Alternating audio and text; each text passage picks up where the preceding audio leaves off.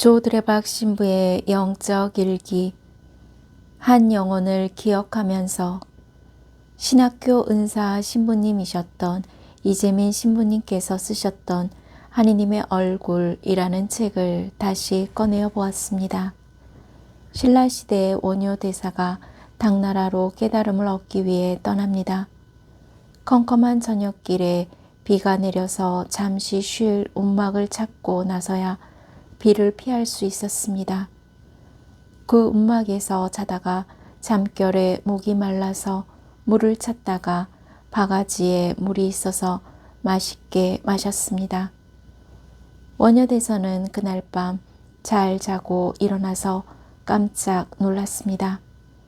그리고 지난밤에 먹었던 모든 것을 토해냈습니다.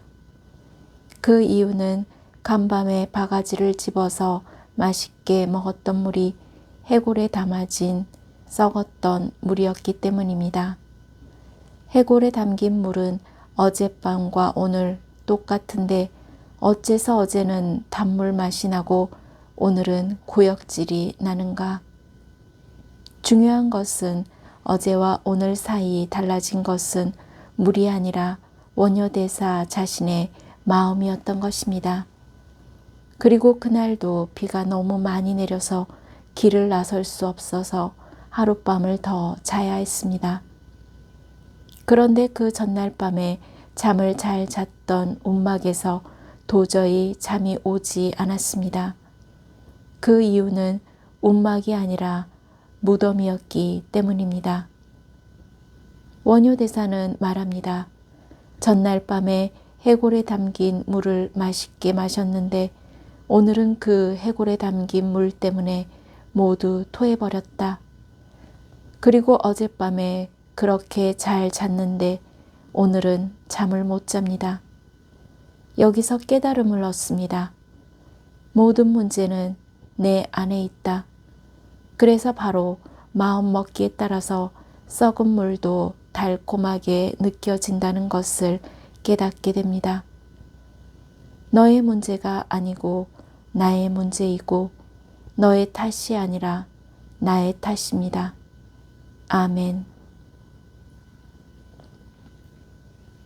오늘 복음을 보면 예수님께서는 복음을 통해서 이렇게 말씀하셨습니다.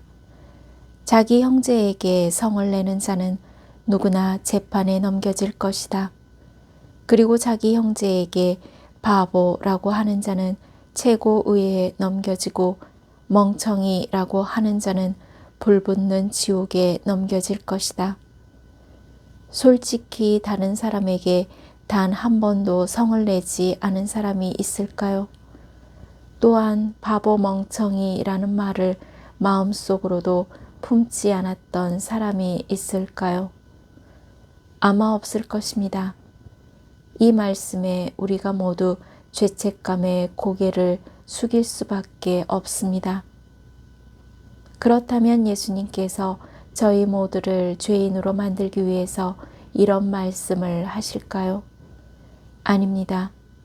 다른 사람에 대한 원망과 불평이 가득한 판단 자체가 얼마나 나쁜 것인지를, 그래서 얼른 뉘우치고 화해해서 주님께서 원하시는 사랑의 길로 돌아서게 하기 위한 말씀이라고 생각합니다.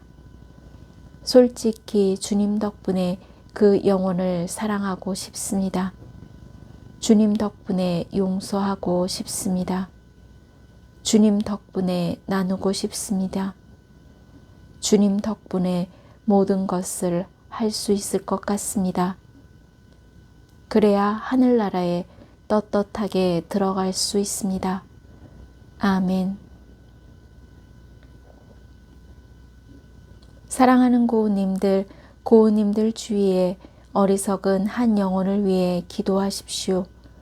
그 어리석은 한 영혼은 교만으로 가득 차서 지금까지도 자신이 무엇을 잘못했는지도 모르고 지내고 있습니다. 자기 탓이 아니라고 합니다. 그 어리석은 영혼도 성부와 성자와 성령의 이름으로 세례를 받았던 하느님의 자녀입니다. 그래서 그 어리석은 영혼이 자신의 잘못을 인정하고 나의 탓임을 고백하는 은총이 베풀어지기를 청하십시오. 왜냐하면 그 영혼이 자신의 잘못에 대한 용서를 청하는 모습이 회개의 시작이기 때문입니다.